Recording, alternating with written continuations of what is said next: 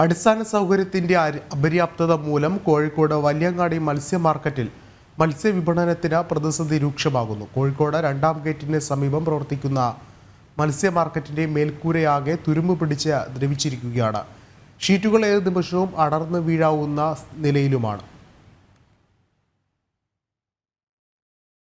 ദൃശ്യങ്ങളിൽ നിന്ന് കാര്യം വ്യക്തമാണ്.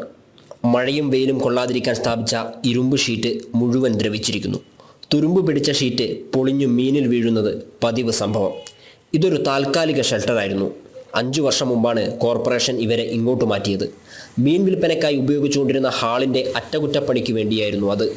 6 മാസം കൊണ്ട് പണി പൂർത്തീകരിച്ച് തിരികെ ആ ഹാളിൽ തന്നെ കച്ചവടത്തിനുള്ള സംവിധാനം ഒരുക്കാമെന്ന് കോർപ്പറേഷൻ പറഞ്ഞെങ്കിലും കാലം ഇത്രയുമായിട്ടും കാര്യങ്ങളൊന്നും നടന്നില്ല. തലയിലും വിൽപ്പനയ്ക്ക് വെച്ച മീനിലും ഇരുമ്പ് കഷ്ണങ്ങൾ അടർന്നു വീഴാതിരിക്കാൻ കോർപ്പറേഷന്റെ താൽക്കാലിക സംവിധാനത്തിന് കീഴെ ടാർപ്പായ വലിച്ചു കെട്ടി അതിനടിയിലിരുന്ന് മീൻ വിൽക്കേണ്ട അവസ്ഥയിലാണ് കച്ചവടക്കാർ. കേന്ദ്ര പദ്ധതിയിൽ നിന്ന് ലഭിച്ച പണം ശരിയായ രീതിയിൽ ഇവിടെ ഉപയോഗിക്കുന്നില്ലെന്ന് BJP പരാതി പറയുന്നു.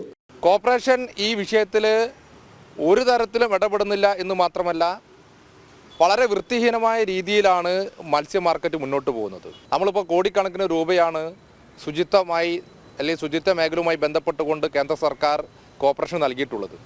ഈ തുകയൊക്കെ തന്നെ ലാപ്സായി പോകുന്ന സ്ഥിതിയിലേക്കാണ് ഇപ്പോൾ ഉള്ളത്.